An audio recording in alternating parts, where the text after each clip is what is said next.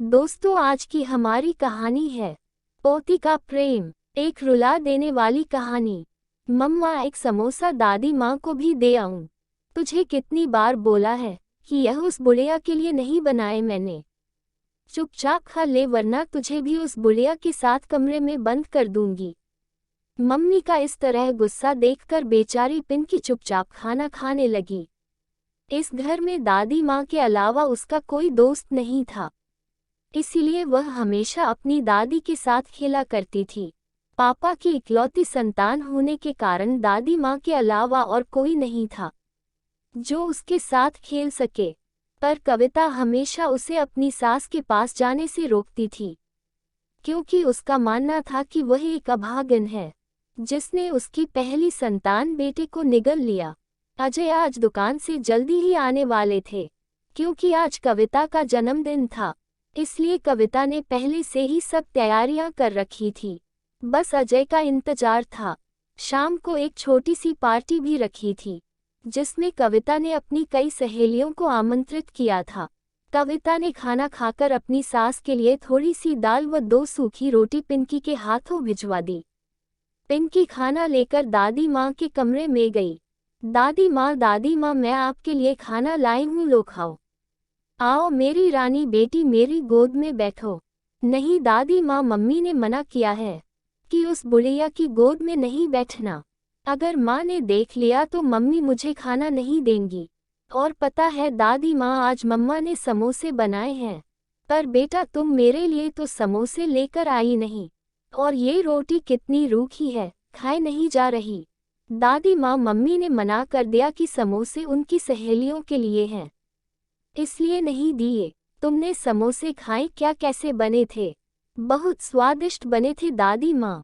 पिंकी के मुंह से यह बात सुनकर बुढ़िया के मुंह में पानी आ गया। पिंकी बेटा, अब समोसे और कितने बचे हैं? बहुत बचे हैं दादी माँ, अभी तो।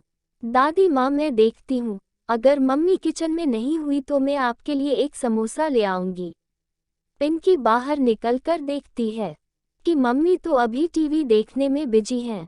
चुपके से किचन में घुस जाती है और धीरे से प्लेट में से एक समोसा लेकर अपने नन्हे हाथों में छुपाए अपनी दादी को लाकर देती है।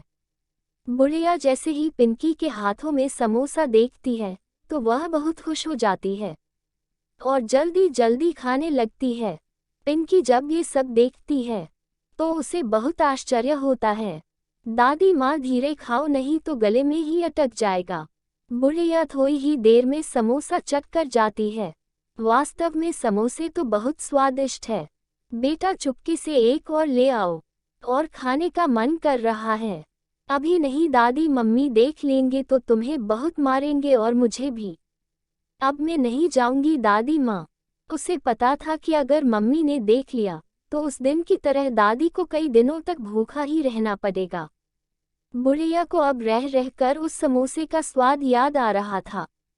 बेचारी अंगुलियां चाटती रह गई। अब मैं जाती हूँ दादी माँ, नहीं तो मम्मा को पता चल जाएगा। अगर रात को समोसे और बचे तो मैं और ले आऊंगी। कविता टीवी देखते हुए खाना खाया बुढ़िया ने। हाँ मम्मी, खा लिया। मम्मी, पापा नहीं आए अभी तक? नहीं आए, पर आते ही होंगे। मम्मा, आपने मेरे लिए पापा से क्या मंगवाया? तुम्हारे लिए इस बार एक बड़ी सी गुड़िया मंगवाई है, और दादी माँ के लिए कुछ नहीं। वैसे भी क्या जरूरत है उस बुढ़िया के लिए इतने पैसे खर्च करने की? वो देखो तुम्हारे पापा आ गए। पापा आ गए, पापा आ गए। अजय पिंकी को गोद में उठाते हुए, पता है हम तुम्हारे लिए क्या लेकर आए हैं गुड़िया? ये देखो, बिल्कुल तुम्हारे जैसी सुंदर व तुम्हारे जितनी बड़ी। लाओ मैं इसे दादी माँ को दिखाकर आती हूँ। दादी माँ, ये देखो, पापा हमारे लिए गुड़िया लेकर आए। देखो कितनी सुंदर है। हाँ, ये तो वाकई में बहुत सुंदर है, बिल्कुल तुम्हारी तरह है। ये लो कविता, तुमने जो मंगाया था सब है। देख लो कहीं कोई सामान छूट तो नहीं गया। और इसमें 2 साड़ी है, एक तुम्हारे लिए वह एक माँ के लिए। अजय, माँ को क्या जरूरत है साड़ी की? उनके पास तो पहले ही बहुत है, इसलिए फालतू की वस्तुओं में पैसे बर्बाद मत करो। कविता, तुम्हें पता है आज हमारे पास जो कुछ भी है वह सब माँ का इकट्ठा किया हुआ है। पर हमारे भी एक लड़की है और हमें भी अपने भविष्य के लिए धन की आवश्यकता है। अगर हम यूं पैसे खर्च करेंगे तो कल हमारे पास कुछ भी नहीं रह जाएगा। और वैसे भी इस बुढ़िया को तो कहीं जाना नहीं, पूरे दिन घर में ही रहना है। कविता, तुम्हें पता है तुम क्या बोल रही हो? वो मेरी माँ है और अगर मानो तो तुम्हारी भी। वो मेरी माँ नहीं हो सकती, वह अभागन मेरे बेटे को निगल गई। खबरदार कविता, अगर और एक शब्द मेरी माँ के विषय में बोला तो मुझसे बुरा कोई नहीं होगा। मेरा भी फैसला सुन लो अजय, तुम आज से इस घर में या तो वह बुढ़िया रहेगी या मैं। तुम जा सकती हो, मैं तुम्हारे लिए अपनी माँ को नहीं खो सकता। मैं भी नहीं रहना चाहती अब इस घर में। आओ पिंकी, चलते हैं, हम कभी वापस नहीं आएंगे इस घर में। नहीं मम्मा, मुझे नहीं जाना आपके साथ, मुझे दादी माँ के पास ही रहना है। तो भी उस बुढ़िया के साथ रहकर उसकी भाषा बोलने लगी। तो ठीक है, जब शाम को मेरी याद आएगी तब देखना। मम्मा आप मत जाओ प्लीज, मैं किसके साथ सोऊंगी? फिर अपने पापा के पास सोना, मैं जा रही हूँ अब। पापा रोको मम्मी को, नहीं तो वो चली जाएंगी। नहीं बेटा, उसे जाने दो, और अगर चाहो तो तुम भी जा सकती हो। नहीं, मैं दादी माँ को छोड़कर कहीं नहीं जाऊंगी। कविता गुस्से में घर से निकल जाती है और अपने मायके चली जाती है। कविता को गए आज 2 दिन हो गए। दादी माँ को जब ये पता चला तो उन्होंने 2 दिन से खाना पीना भी छोड़ दिया।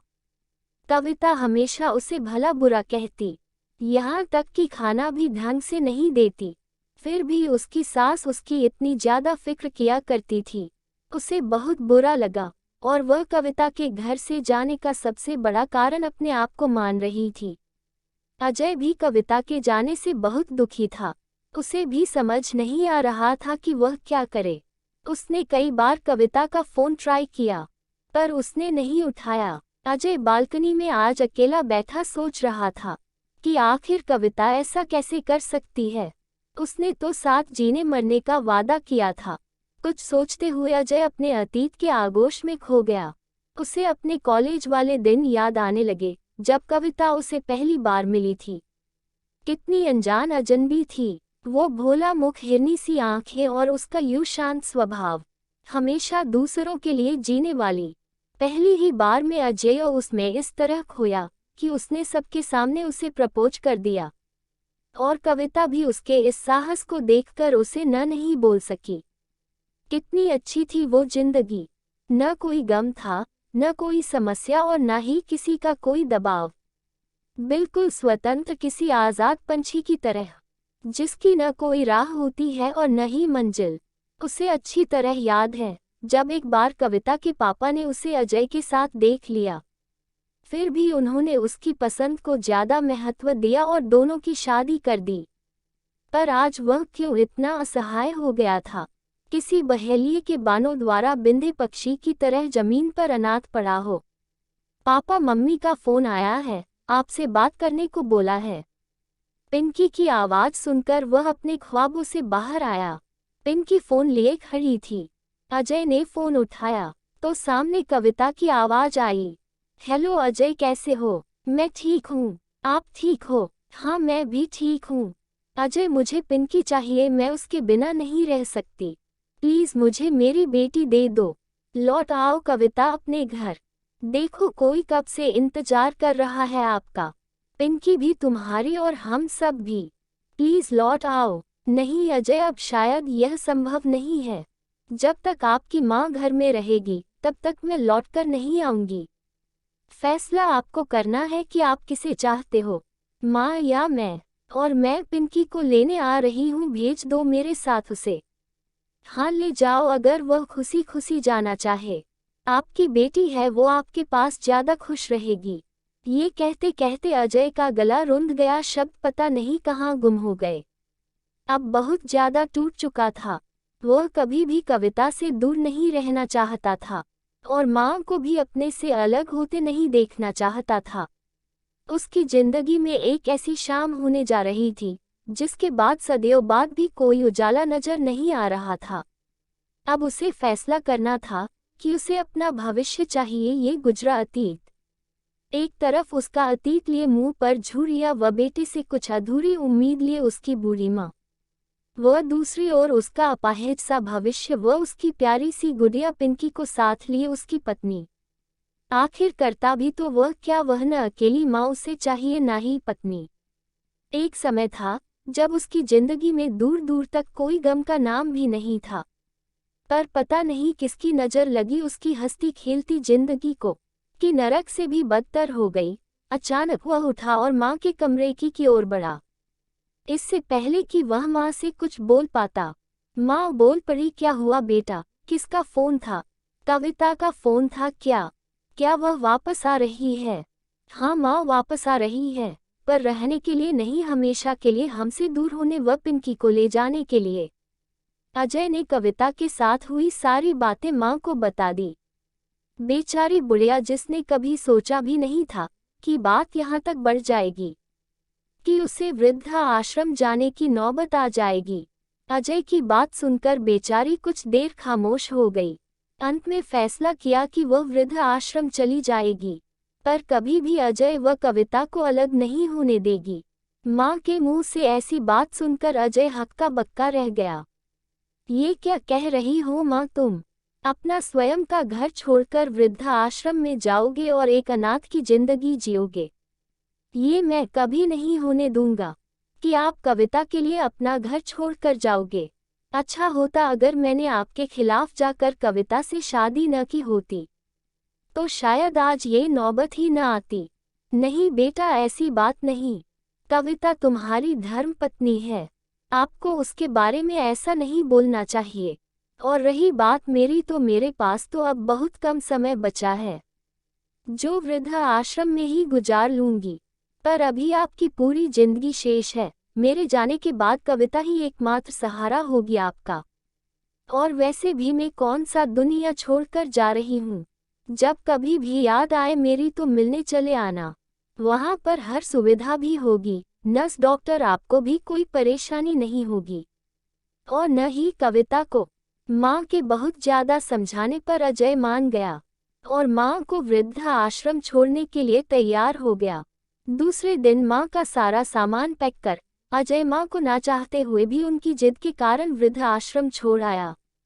कविता को जब ये पता चला तो वह बहुत खुश हुई कि अब उसे उस घर में कोई समस्या नहीं होगी और वह अपने ससुराल वापस लौट आई।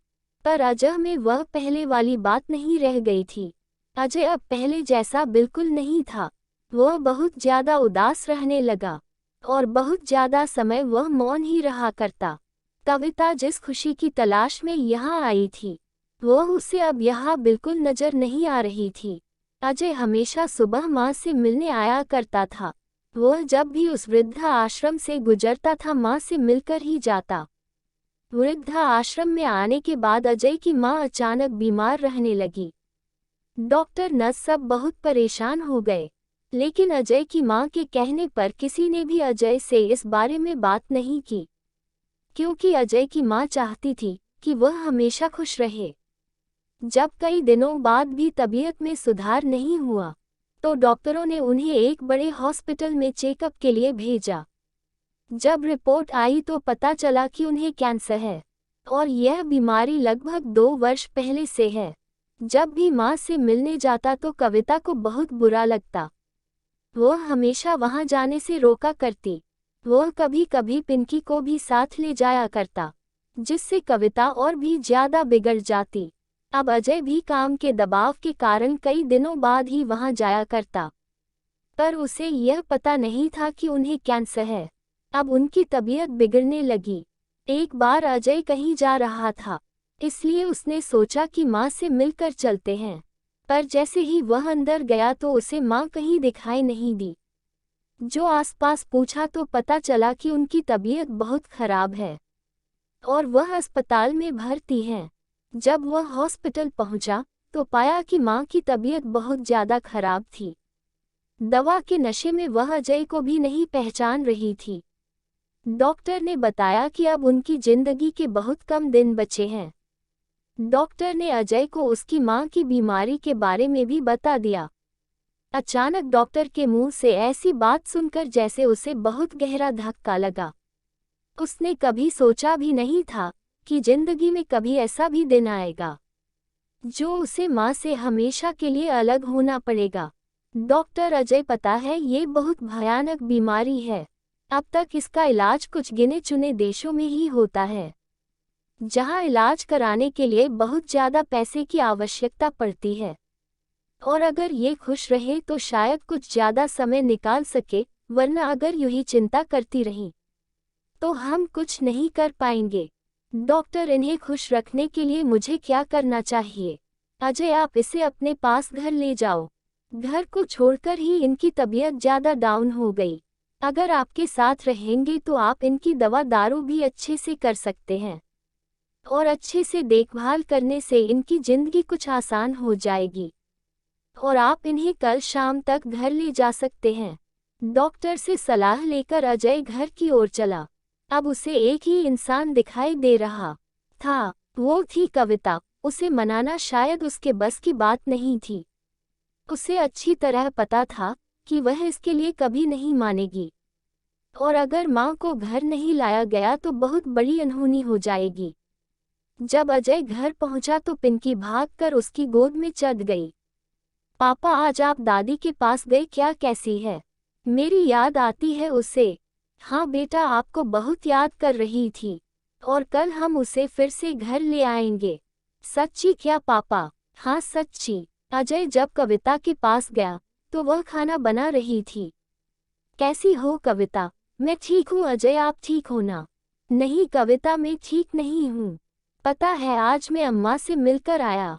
उनकी तबीयत बहुत खराब है, उन्हें कैंसर है। डॉक्टर ने बताया है कि उनके पास 1-2 दिन का समय बचा है।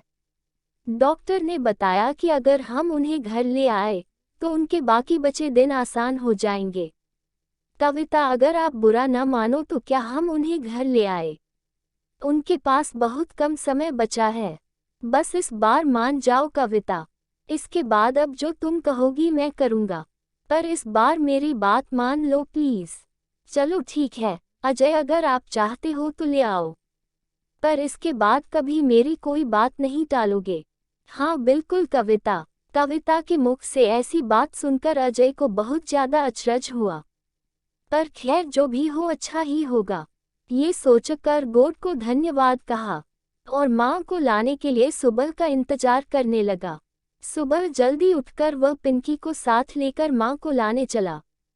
आज वह बहुत खुश था, अपने सब दुख दर्द भूल गया था। वह तो ये भी भूल गया था कि जल्द ही उसकी माँ उसे हमेशा के लिए अकेला छोड़कर अलविदा कह जाएगी। पिंकी को साथ लिए वह उस हॉस्पिटल पहुंचा और जैसे ही वह माँ के कमरे की तरफ बढ़ा उसके होश उड़ गए। आंखों के आगे अंधेरा सा छा गया और आंखों में आंसुओं का समंदर उमड़ आया। उसकी माँ अब तक उनसे बहुत दूर जा चुकी थी, हमेशा के लिए उन्हें छोड़कर, प्यारी पिंकी को छोड़कर। आज कविता की भी समस्या हल हो चुकी थी, अब वह कभी भी अपना घर छोड़कर नहीं जाएगी। डॉक्टर ने बताया कि रात को उनकी तबीयत बहुत खराब हो गई और जोरदार खांसी के साथ रक्त संचार होने लगा और देखते ही देखते उनकी सांसें उखड़ गई। तो दोस्तों, आज की कहानी आपको कैसी लगी कमेंट जरूर करें और वीडियो को लाइक और शेयर जरूर करें और चैनल को सब्सक्राइब करके हमें सपोर्ट करें। धन्यवाद।